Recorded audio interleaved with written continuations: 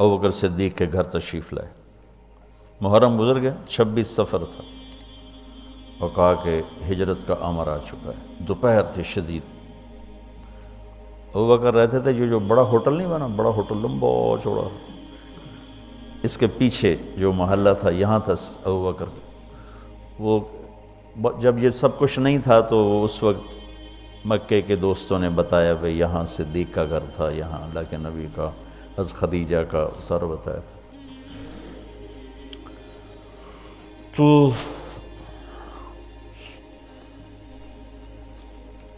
ادھر رات کو یہ سارے لوگ اکٹھے ہوئے اور انہیں گھر کا گھیرا ڈال لیا۔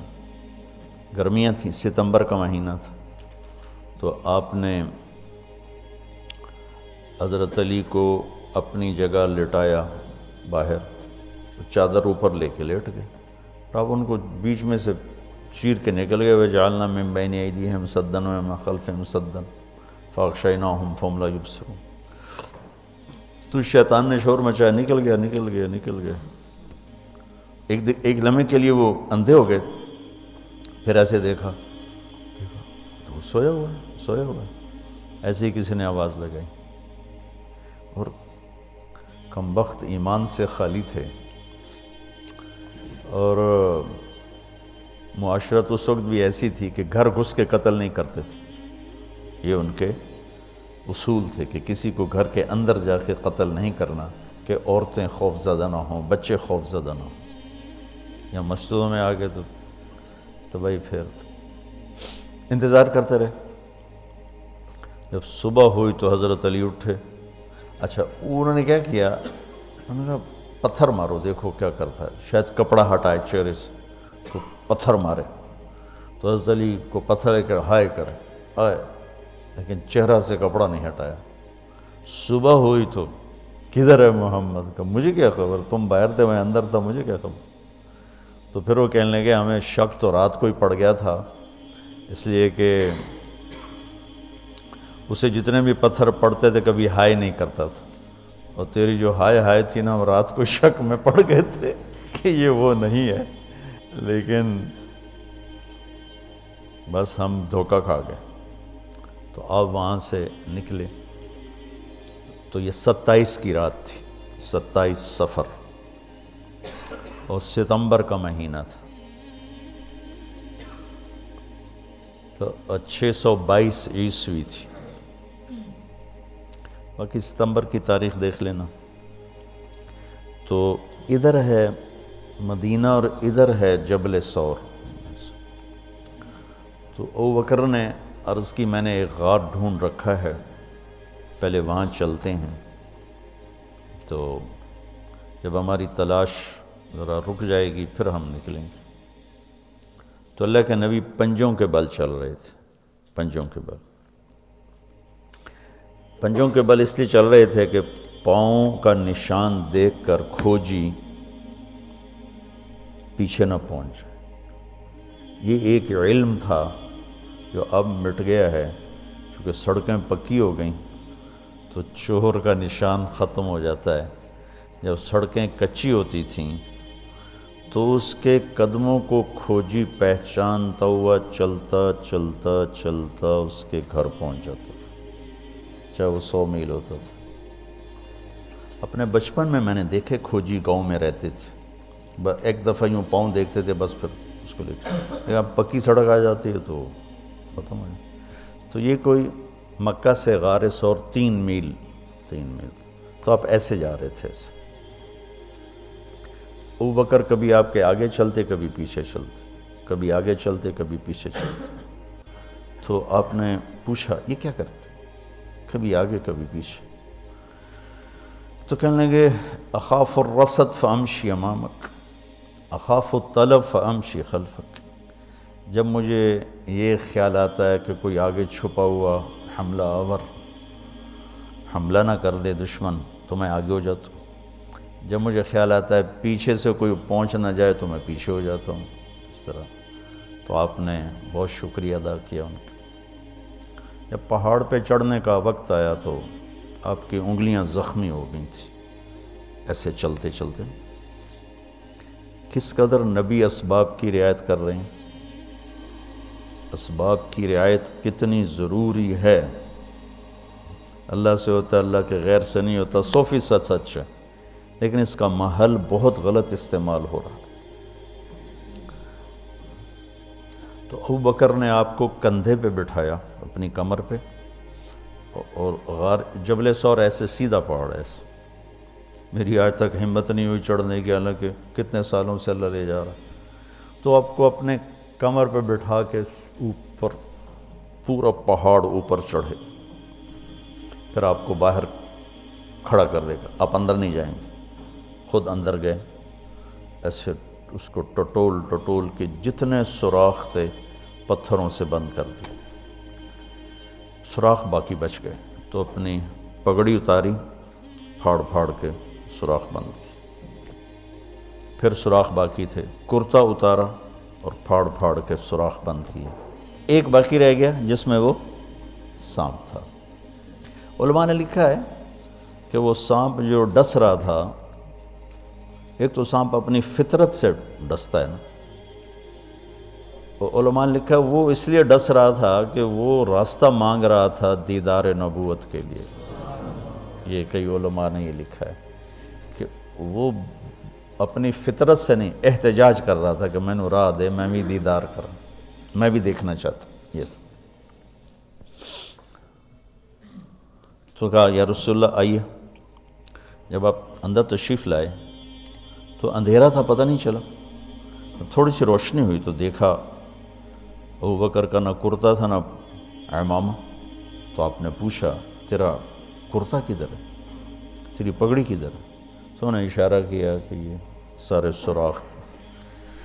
تو اللہ کے نبی کی آنکھیں چھلک پڑیں، اور آپ نے ایک دم بے ساختہ کہا یا اللہ میں ابوبکر سے راضی ہوں، تو بھی اس سے راضی ہو جا اور اسے جنت میں میرا ساتھی بنا دے۔ تو اسی وقت جبریل اترے اور آ کر کہا یا رسول اللہ تعالیٰ خوشخبری دے رہے ہیں کہ وہ آپ کے ساتھی سے راضی ہو چکے ہیں اور جنت میں یہ آپ کے ساتھی بھی ہیں۔ یہ خوشخبری ہے کہ یہ جنت میں آپ کے ساتھی ہیں۔ تو انہوں نے، قریش نے کھوجی بلا لی، تو انہوں نے وہ انگلیاں پکڑ لیں اور ان انگلیوں پہ چلتے چلتے چلتے جبل ثور پہنچا دیا۔ تو اللہ نے ان کے آنے سے پہلے، غار کا دہانہ بڑا ہے، ایک بیل ہو گیا، اس کے بیچ میں مکڑیوں نے جالے پھیلا دیے، ایک کبوتری نے تن کے رکھ کے انڈے دے دی۔ تو ان کے جانے سے پہلے دو کام ہو چکے تھے۔ تو وہ کھوجی کیسا، حالانکہ پہاڑ پہ تو، کچی زمین پہ تو پورا پاؤں لگتا ہے، پہاڑ پہ تو ایسے ایک آدھ کوئی نشانی پڑتا ہوگا۔ تو کیسا علم تھا، ان کو لا کر اس نے دروازے پہ کھڑا کر دیا، کہا یہ اس سے آگے کوئی نہیں۔ تو ابی بن خلف کہنے لگا تیرا دماغ خراب، یہ جالا محمد کی پیدائش سے بھی پہلے کا بنا ہوا ہے، اور تو کہتا ہے ادھر گھس گئے، بے وقوف کہاں لے کے آ گیا؟ اب ابوبکر ڈر رہے تھے کہ یا رسول اللہ اب کیا ہوگا؟ تو آپ نے کہا ما ظنک باثنین اللہ ثالثہما، جن کا اللہ ساتھی ہو ان کو کیا پریشانی۔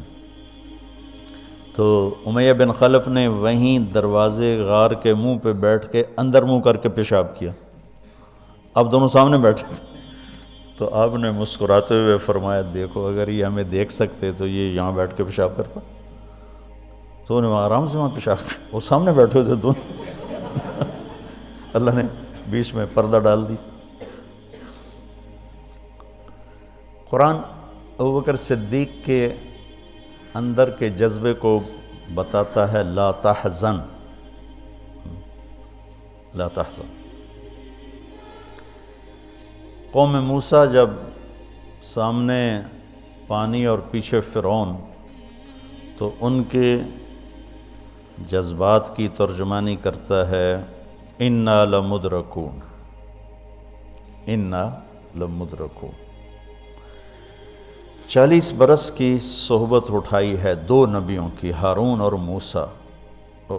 وہ کلیم اللہ ہیں، پہلے رسول کلیم اللہ، رسول تو ان سے بھی پہلے تھے، کلیم اللہ، پہلے کلیم اللہ ہے، اور 4 بڑے انبیاء میں سے ایک ہیں، ابراہیم، موسیٰ، عیسیٰ، نوح، اور 5ویں ہمارے نبی سب سے بڑے۔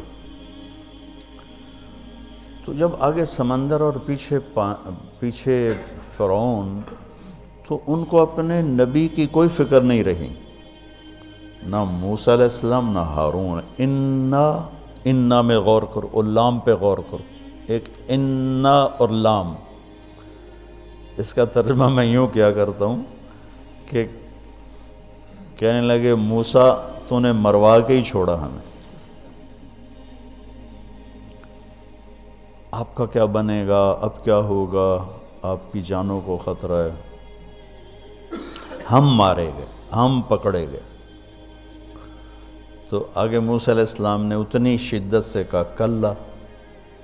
کلا کا ترجمہ میں یوں کیا کرتا ہوں کہ ہو تسی اسے لیک کہ یا تسی پانی ڈوب جاؤ یا تو فرعون لتر مارے، لیکن ان معی ربی، میرا رب میرے ساتھ ہے، مجھے بچائے گا تو میری تو فعل تم بھی بچو گے۔